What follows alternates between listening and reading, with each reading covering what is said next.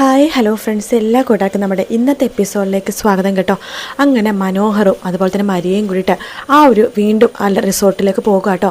അപ്പോൾ അവിടുത്തെ പുള്ളിക്കാരനെ ഇങ്ങനെ കാണുന്നുണ്ട് വരെ. അപ്പോൾ തന്നെ വേഗം തന്നെ റിസപ്ഷനിൽ മറ്റു പെണ്ണിനോട് പറയുന്നുണ്ട്, അതെ ദേ മരിയ മേഡം വരുന്നുണ്ട് കേട്ടോ, അപ്പോൾ നമുക്ക് തകർത്ത് അഭിനയിക്കണം, അതൊക്കെ ഞാൻ ഏറ്റു സാറേ എന്ന് പറയുന്നുണ്ട്. അപ്പോൾ ആ പുള്ളിക്കാരൻ്റെ പേര് വിൻസെൻ്റ് എന്നാണ് കേട്ടോ. അങ്ങനെ മനോഹറും മരിയയും കൂടി ഒന്നും അറിയാത്ത പോലെ അവിടേക്ക് വരുവാണ് മരിയ കേട്ടോ. കാരണം നേരത്തെ തന്നെ ആ പുള്ളിക്കാരനോട് പറഞ്ഞിട്ടുണ്ടായിരുന്നു ഇങ്ങനെയൊക്കെ അഭിനയിച്ച് വെക്കണമെന്നും. അങ്ങനെ മരിയ വരുമ്പോൾ തന്നെ ആ വിൻസെൻ്റ് എന്ന് പറഞ്ഞ പുള്ളിക്കാരൻ ചോദിക്കേണ്ട, അല്ല ഇതാരെ മരിയ മേഡോ, ആ മനോഹർ സാറിന് ഇപ്പോൾ എങ്ങനെയുണ്ട്? മരിയ മേഡം ഭയങ്കര വിഷമത്തിലായിരുന്നു, നിങ്ങളുടെ യാത്ര മുടങ്ങി എന്നൊക്കെ പറഞ്ഞിട്ട്. എല്ലാ യാത്ര നാളത്തേക്ക് ആക്കിയോ മേഡം? ആ ആക്കി. ഓ സമാധാനേ. അല്ല മേഡം ഇനിയിപ്പോൾ നിങ്ങൾ ഇവിടുന്ന് പോയിട്ട് തിരിച്ചിങ്ങനെ അമേരിക്കയിൽ തിരിച്ചൊക്കെ വരുമ്പോഴേക്കും ഈ റിസോർട്ടിൽ തന്നെ നിൽക്കണം കേട്ടോ. അതൊക്കെ അത്രയേ ഉള്ളൂ വിൻസെൻ്റ് എന്ന് പറയുമ്പോഴേക്കും മനോഹർ പറയുന്നുണ്ട്, എന്ത് പറയാനാ, ഞങ്ങൾ 2 പ്രാവശ്യം അമേരിക്ക പോകാൻ വേണ്ടി പ്ലാൻ ചെയ്തതാണല്ലോ, ടിക്കറ്റ് വരെ എടുത്തതാണ്. ആ സമയത്ത് 2 പേർക്ക് അപകടം സംഭവിച്ചത്. ഇനി എന്തായാലും വൈകിപ്പിക്കുന്നില്ല, നാളെ തന്നെ അമേരിക്കയിൽ പോകാൻ നിൽക്കുക. അത് ഏതായാലും നന്നായി സാറേ. സാറിന് അപകടം പറ്റുന്ന കേട്ടപ്പോൾ മരിയ മേഡം എന്തുമാത്രം വിഷമിച്ചെന്നറിയാവോ? നിങ്ങളുടെ ഇതിനു മുമ്പ് അമേരിക്ക യാത്ര ക്യാൻസലായി പോയപ്പോഴേക്കും മരിയ മേഡം ഒരുപാട് വിഷമിച്ചു. പിന്നെ അത്ര കഷ്ടപ്പെട്ട മരിയ മേഡം നാളത്തേക്ക് ടിക്കറ്റ് റെഡിയാക്കിയതല്ലേ മേഡം? അതെ. എന്തായാലും ഇന്നാക്കി എന്നൊക്കെ പറഞ്ഞ് കൊടുക്കുകയാണ്. മരിയ മനോഹർ മുകളിലേക്ക് കയറി പോകുന്നുണ്ട് കേട്ടോ. ആ സമയത്ത് വിൻസെൻ്റ് എന്ന് പറഞ്ഞ പുള്ളിക്കാരൻ റിസപ്ഷനിലെ പെണ്ണിനോട് പറയുന്നുണ്ട്, അവരെ കണ്ടാൽ തോന്നും ഇങ്ങനെ പറ്റിച്ച് നടക്കുന്നവനാണെന്ന്, വൃത്തികെട്ടവൻ എന്ന് പറയുമ്പോഴേക്കും ആ റിസപ്ഷനിലെ പെണ്ണ് പണ്ട് അവൻ അത്ര ആൾ ശരിയില്ലെന്ന് എനിക്ക് നേരത്തെ തോന്നിയതാണ്. അവന് ഇടയ്ക്കിടയ്ക്ക് എന്നൊരു നോട്ടം ഉണ്ടായിരുന്നു. അതവൻ ഒരിക്കലും ചെയ്യില്ല. കാരണം കൂടുള്ളൊരു പെണ്ണുള്ളപ്പോൾ വേറൊരു പെണ്ണിനെ അവൻ നോക്കില്ലായിരിക്കും. സംശയമുള്ള രീതിയിലൊന്നും അവൻ ചെയ്യില്ല. പിന്നെ എനിക്കറിയാലോ അവൻ എന്നെ നോക്കിയിട്ടുണ്ട് എന്ന് ആ റിസപ്ഷനിലെ പെണ്ണും പറയാണ്. അങ്ങനെ റൂമിലെത്തുമ്പോഴേക്കും മനോഹറിനോട് മരിയ പറയുന്നുണ്ട്, മനോഹരെ നീ നന്നായിട്ട് റെസ്റ്റ് എടുക്ക്, കുറേ നാളായാലും നീ സമാധാനത്തിൽ ഒന്ന് കിടന്നുറങ്ങിയിട്ട്. പിന്നെ പുറത്ത് പോകുന്നതും അത്ര സേഫ് അല്ല. നിൻ്റെ അമ്മാവൻ്റെ മക്കളോ അമ്മാവന്മാരോ ബന്ധുക്കളോ ആരെങ്കിലും കണ്ട പ്രശ്നമാകും. അതുകൊണ്ട് നീ ഇവിടെ റെസ്റ്റ് ചെയ്യണതാണ് നല്ലത്.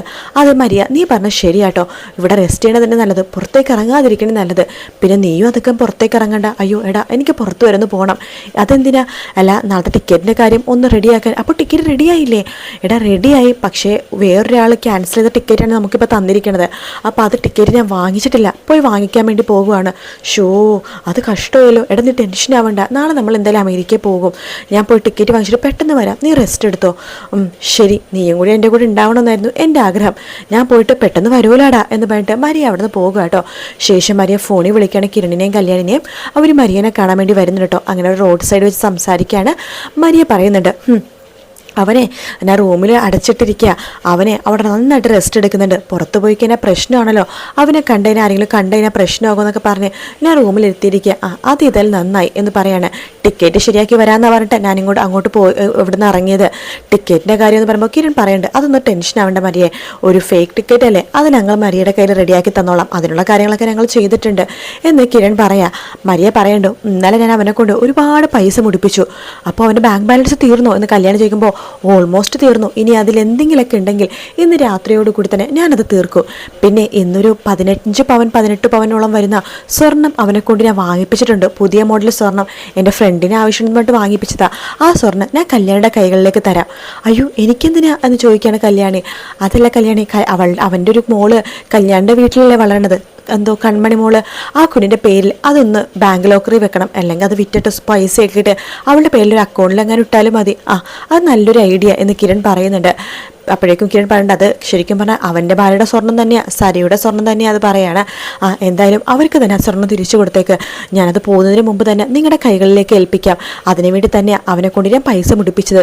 പിന്നെ ഇന്ന് രാത്രി കൂടി കുറച്ച് പൈസയും കൊണ്ട് അടിച്ചു മാറ്റി ഞാൻ നിങ്ങളുടെ കയ്യിൽ തരാം, അത് കൺമണി മോളുടെ പേരിൽ തന്നെ ഭദ്രമായിട്ട് ലോക്കറിലോ അല്ലെങ്കിൽ ബാങ്കിലോ എന്തെങ്കിലും ഇട്ടേക്കെന്ന് പറയുന്നുണ്ട്. ശേഷം നമ്മുടെ കിരണിനൊരു കോള് വരുവാട്ടോ. ആൻറ്റിയെ വിളിക്കണമെന്ന് പറഞ്ഞിട്ട് ഫോൺ എടുക്കുന്നുണ്ട്. ഹലോ, അതെയോ, ശരി ഞാൻ നോക്കാം എന്ന് പറഞ്ഞിട്ട് ഫോൺ വെക്കുകയാണ്.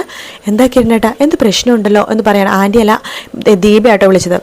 എന്താ കിരണേട്ടാ, എന്തിനാ അമ്മ വിളിച്ചെന്ന് ചോദിക്കുമ്പോൾ, അതോ ഒരു പ്രശ്നമുണ്ട് കല്യാണി. പ്രശ്നമോ? എന്ത് പ്രശ്നം? അത് സരിയു ഹോസ്പിറ്റലിൽ നിന്ന് ചാടി, അത് പറയാൻ വേണ്ടി ഷാരി ആൻറ്റി ആ വീട്ടിലേക്ക് വന്നിരുന്നു, നിൻ്റെ അമ്മയുടെ വിഷമങ്ങളൊക്കെ പറഞ്ഞ് പൊട്ടിക്കരനെന്നാണ് പറഞ്ഞത്. അയ്യോ അവൾ എവിടേക്കും പോയിട്ടുണ്ടാവാം, അറിയില്ല, നമുക്കൊന്ന് പോയി അന്വേഷിക്കാം. മരിയ, അപ്പോൾ നമ്മൾ ടിക്കറ്റ് ഒപ്പിച്ച് തരാം, മരിയ എന്നാൽ ഞങ്ങൾ പോയിക്കോട്ടെ. ശരി എന്ന് പറയുന്നുണ്ട്. അങ്ങനെ കിരണും കല്യാണിയും കൂടി അവിടെ നിന്ന് അങ്ങോട്ട് പോകുക കേട്ടോ. അങ്ങനെ കല്യാണി ചോദിക്കണ്ടേ, അവൾ എവിടേക്കേക്കും പോയിട്ടുണ്ടാവാം, മിക്കവാറും ഹോസ്പിറ്റലിലായിരിക്കും, മനോഹറിൻ്റെ അടുത്തേക്ക്. മനോഹറിനെ കൊണ്ട് പക അവൾക്ക് ഇപ്പോഴും തീർന്നു കാണില്ലായിരിക്കും എന്നൊക്കെ കിരൺ പറയുന്നുണ്ട്. അങ്ങനെ അവർ രണ്ടും കൂടി അന്വേഷിച്ച് അങ്ങോട്ട് ഇറങ്ങുക കേട്ടോ. കാണിക്കുന്നത് പ്രകാശനെയാട്ടോ. പ്രകാശൻ അങ്ങനെ ഹോസ്പിറ്റലിൽ കിടക്കാണ്. നമ്മുടെ കാർത്തിക കൂടെ തന്നെയുണ്ട്. അങ്ങനെ കല്യാണി അങ്ങോട്ടേക്ക് വരുന്നുണ്ട്. മോളെ എവിടെ പോയതായിരുന്നു? ഒന്നും പറയണ്ട അച്ഛാ, ഒരു പ്രശ്നമുണ്ട്. പ്രശ്നമോ? എന്ത് പ്രശ്നം എന്ന് പറയുമ്പോഴേക്കും അത് നമ്മുടെ സരിയു ഉണ്ടല്ലോ, സരിയു ഹോസ്പിറ്റലിൽ നിന്ന് പുറത്തേക്ക് പോയി എന്ന് പറയാണ്. അവളിവിടെ പോയി എന്ന് കാർത്തിക ചോദിക്കുമ്പോൾ ഒന്നും അറിയില്ല ചേച്ചി, മിക്കവാറും മനോഹരനെ അന്വേഷിച്ച് പോയതായിരിക്കും. മോളെ അങ്ങനെയാണെങ്കിൽ മോള് സൂക്ഷിക്കണം. എന്താ വെച്ചാൽ അല്ല, അവളുടെ സ്വഭാവം അറിയാലോ, ആ വിക്രത്തിനെ പോലത്തെ സ്വഭാവം തന്നെയാണ് പണ്ടത്തെ എൻ്റെ സ്വഭാവം. എന്ത് വേണമെങ്കിലും ചെയ്യാൻ മടിക്കില്ല. മോൾ അവൾ എന്ത് ചെയ്യാനോ പേടിയാവുന്നുണ്ട് അച്ഛന്. അവൾ എന്ത് ചെയ്യണം അച്ഛാ? അഥവാ അവൾ എന്തിനു ചെയ്യാൻ വന്നാലും എനിക്കിപ്പോൾ പേടിയൊന്നും ഇല്ല അച്ഛാ എന്ന് പറയാണ്. ദേ അച്ഛനിപ്പോൾ ഓപ്പറേഷൻ തിയേറ്ററിൽ കയറ്റാൻ പോകുമായിരുന്നു മോളെ, അതിലെ ഞാൻ ഓടിക്കതച്ച് ഇങ്ങോട്ടേക്ക് വന്നത്. അല്ല എന്നിട്ട് സരുവിനെ കുറിച്ചൊരു വിവരമില്ലേ? അവളുടെ അസുഖമൊക്കെ മാറി വരുമായിരുന്നു. അവളെ അടുപ്പിക്കേണ്ട മോളെ എന്ന് പ്രകാശം പറയുമ്പോൾ അച്ഛാ, അവളുടെ കുഞ്ഞിൻ്റെ മുഖം ആലോചിക്കുമ്പോൾ അവളോട് ദേഷ്യമൊന്നും തോന്നണില്ല. എങ്കിലും അച്ഛൻ പറഞ്ഞ പോലെ ഞങ്ങൾ സൂക്ഷിക്കണമൊക്കെ ഉണ്ടെന്ന് പറയണം. എന്നാലും മോള് ഞാൻ പറഞ്ഞു വെച്ചിട്ട് ഒന്നും വിചാരിക്കില്ല കേട്ടോ. നിൻ്റെ കാര്യത്തിലൊക്കെ എനിക്ക് ടെൻഷനുള്ളതുകൊണ്ടാണ്. നിങ്ങളെയൊക്കെ എന്തെങ്കിലും ഉപദ്രവിക്കുന്നു പേടിയുണ്ട് അച്ഛനാ. ഇല്ല അച്ഛാ, ഒന്നും സംഭവിക്കില്ല എന്ന് പറഞ്ഞുകൊണ്ടിരിക്കുക തന്നെ അവിടേക്ക് നേഴ്സ് വരുക കേട്ടോ. അതെ അച്ഛനെ കൊണ്ടുപോകാൻ ആൾ വന്നല്ലോ എന്ന് പറയുന്നുണ്ട്. അങ്ങനെ നമ്മുടെ പ്രകാശൻ സ്ട്രക്ചറിൽ കിടത്തിയിട്ട് അവിടെ നമ്മുടെ ഓപ്പറേഷൻ തിയേറ്ററിലേക്ക് കൊണ്ടുപോവാണ്. ഒരു കൈ നമ്മുടെ കാർത്തികയുടെ കയ്യിലും മറ്റേ കൈ പ്രകാശൻ കല്യാണിനെ ചേർത്ത് ഇങ്ങനെ പിടിക്കുക കേട്ടോ. ഈശ്വര, ഞാനിവിടെ ഓപ്പറേഷൻ തിയേറ്ററിൽ കയറാൻ പോവാണ്. ഇനി എൻ്റെ മക്കളെ കാണാൻ പറ്റുമെന്ന് പോലും എനിക്കറിയില്ല. ചിലപ്പോൾ സ്റ്റീലൊക്കെ ഇട്ട് കഴിഞ്ഞാൽ ചിലപ്പോൾ അത് പഴുത്ത് ഞാൻ ചത്തുപോയാലോ. അച്ഛൻ അങ്ങനെയൊന്നും സംഭവിക്കില്ല. അച്ഛനെന്താ ഇങ്ങനെയൊക്കെ പറഞ്ഞത്? അറിയില്ല മക്കളെ, നിങ്ങളെ കണ്ട് കൊതി തീർന്നിട്ടില്ല. അച്ഛനെ പറയുന്നത് പേടി തോന്നുന്നു, ഇപ്പോൾ മരണത്തിലേക്ക് പോകാൻ പേടി തോന്നുക എന്നൊക്കെ പറയുമ്പോൾ അച്ഛൻ ഒന്നുമില്ല അച്ഛാ, അച്ഛനിങ്ങനെ ടെൻഷൻ ആവല്ലേ, ഞങ്ങൾ രണ്ടുപേരും ഇവിടെ തന്നെ ഉണ്ട് കേട്ടോ എന്നൊക്കെ പറയുകയാണ്. അങ്ങനെ പ്രകാശനെ ഓപ്പറേഷൻ തിയേറ്ററിലേക്ക് കയറ്റുന്നുണ്ട്. അതിന് ശേഷമാണെന്നുണ്ടെങ്കിൽ കാണിക്കണത് നമ്മുടെ ഷാരീനെയാണ് കേട്ടോ. ഷാരിയല്ല, നമ്മുടെ രൂപേനെയാണ്. രൂപ ചന്ദ്രസേൻ്റെ അടുത്തേക്ക് ഓടി വരുന്നുണ്ട്. അതെ, ഒരു പുതിയ വാർത്തയുണ്ട്. വാർത്തയോ? എന്ന് പറയുമ്പോഴേക്കും അത് വേറൊന്നല്ല, ദീപ വിളിച്ചിരുന്നു, മറ്റേ ഷാരി അവിടെ പോയിരുന്നു, സരുവിനെ കാണാനില്ലെന്നോ? അതെ, അവള് ഹോസ്പിറ്റലിലെ മതിൽ ചാടി പോയെന്നാണ് പറഞ്ഞത്. എങ്കിൽ സംശയിക്കണ്ട, അവൾ പോയത് ആ മനോഹരൻ്റെ അടുത്തേക്ക് തന്നെയായിരിക്കും. ഈശ്വര, ഇനി അവൾ പണ്ടത്തെ പോലെ വെല്ലുവിളിയായിട്ട് കിരണിൻ്റെ അടുത്തോ കല്യാണത്തെങ്ങാനും പോകുമോ എന്ന് രൂപ ചോദിക്കുമ്പോഴേക്കും അങ്ങനെയൊന്നും ചെയ്യാൻ ചാൻസ് ഇല്ല, ഞാനെന്തായാലും ഒന്ന് അന്വേഷിക്കട്ടെ എന്ന് പറഞ്ഞുകൊണ്ടിരിക്കത്തന്നെ അവിടേക്ക് താര വരുവാട്ടോ. താര വരുമ്പോൾ ചന്ദ്രസേനൻ പറയുന്നുണ്ട്, ഞങ്ങൾ സംസാരിച്ചതൊക്കെ നീ കേട്ടായിരുന്നോ? കേട്ടു. എൻ്റെ കുഞ്ഞെവിടെ നിന്ന് കരഞ്ഞുകൊണ്ട് ചോദിക്കുകയാണ് താര. ചന്ദ്രസേനൻ പറയുന്നുണ്ട്, എൻ്റെ താര നീ ഇങ്ങനെ വിഷമിക്കല്ലേ, അവളെക്കുറിച്ച് ഞാൻ അന്വേഷിക്കാം. നോക്ക്, ഞാൻ പരമാവധി എല്ലായിടത്തും കാര്യങ്ങളൊക്കെ പറഞ്ഞിട്ടുണ്ട്. അതുകൊണ്ട് അവളെക്കുറിച്ച് നീ ഓർത്ത് പേടിക്കൊന്നും വേണ്ട. പിന്നെ അവളെ കണ്ടു കിട്ടിക്കഴിഞ്ഞാൽ അവളെയും അവളുടെ അമ്മേനെ ഞങ്ങൾ ഇങ്ങോട്ട് കൊണ്ടുവരാൻ പോവാണ്.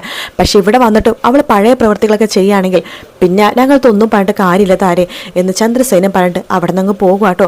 താരയാണെങ്കിൽ ആകെ വിഷമിച്ചുകൊണ്ടിരിക്കുകയാണ്. അതിനുശേഷമാണെന്നുണ്ടെങ്കിൽ നമ്മുടെ ഷാരി രൂപയുടെ വീട്ടിലേക്ക് വരുന്നുണ്ട്. രൂപ വാതിൽ തുറക്കുമ്പോൾ ഷാരിനെ കാണുവാണോ? അപ്പോൾ ചന്ദ്രസേനനും ഉണ്ട് കേട്ടോ.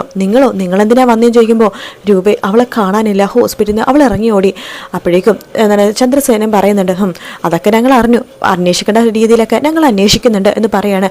എനിക്കെന്തോ പേടിയാവാം, അവളെന്തൊരു അബദ്ധം കാണിക്കുമെന്ന് പേടിയാവുന്നുണ്ട് എന്ന് പറയുമ്പോഴേക്കും ചന്ദ്രസേനൻ പറയുന്നുണ്ട്, നിനക്കും നിൻ്റെ മോൾക്ക് ഇപ്പോൾ ഒരു കിടപ്പാടുമില്ലല്ലോ, നിങ്ങളൊരു കാര്യം ചെയ്യും, നീ ഇവിടെ നിന്നോ. പക്ഷെ എന്തെങ്കിലുമൊക്കെ അവിടെ നിന്നിട്ട് എന്തെങ്കിലും അബദ്ധം കാണിക്കാനാണെന്നെങ്കിൽ പിന്നെ ഞങ്ങൾ ഇവിടെ നിന്ന് പറഞ്ഞു വിടും. അയ്യോ, ഞങ്ങൾക്കൊരു കിടക്കാനൊരു സ്ഥലം മാത്രം തന്നാൽ മതി ചന്ദ്രസേനൻ സാറേ, എൻ്റെ മോളെ എനിക്കൊന്ന് കണ്ടു കിട്ടിയാൽ മതി, അതിനെക്കുറിച്ച് അന്വേഷിക്കാമെന്ന് പറഞ്ഞല്ലോ, ഇന്ന് തന്നെ അവളെ കണ്ടെത്തും എന്ന് ചന്ദ്രസേനൻ പറയാണ്. അതിനുശേഷം അല്ല, ഇവൾക്കിവിടെ എന്ത് പോസ്റ്റാണ് കൊടുക്കുക എന്ന് രൂപ ചോദിക്കുമ്പോൾ ഇവിടെ സർവൻറ്റിൻ്റെ പണിക്ക് അവൾ നിന്നോട്ടെ എന്ന് പറയാണ്. അപ്പോഴേക്കും യാമിനി പറയുന്നുണ്ട്, അയ്യോ അപ്പോൾ എൻ്റെ പോസ്റ്റ് പോയോ? എൻ്റെ യാമിനി, നീ ഇവിടുത്തെ സൂപ്പർ സർവൻറ്റ്, ഇവൾ നിന്നെക്കാളും താഴെ, നീ ഇവളെ കൊണ്ട് ജോലിയൊക്കെ എടുപ്പിക്കണം. എങ്കിലും ശരി എന്ന് യാമിനി പറയാണ്. അങ്ങനെ ചന്ദ്രസേനെ ഒന്ന് പുറത്തു വിട്ട് അന്വേഷിച്ചിട്ടുണ്ടെന്ന് പുറത്തേക്ക് പോകുന്നുണ്ട് കേട്ടോ. പിന്നീട് നാളത്തെ പ്രൊമോയുടെ ചെറിയൊരു ഭാഗം കാണിച്ചിട്ടുണ്ടായിരുന്നു. വേറൊന്നുമല്ല, ഷാരി രൂപയെടുത്ത് പറയണം, അവൾ എന്തോ അബദ്ധം കാണിച്ചിട്ടുണ്ട് രൂപ, എനിക്ക് ഉറപ്പാണ് എന്ന് പറയുന്ന ഭാഗവും കാണിച്ചിട്ടുണ്ടായിരുന്നു കേട്ടോ. വീഡിയോ ഇഷ്ടപ്പെട്ട ലൈക്ക് ചെയ്യുക, സബ്സ്ക്രൈബ് ചെയ്യുക, കമൻറ്റ് ചെയ്യുക. മറ്റൊരു വീഡിയോ കാണാം. Take care, bye bye.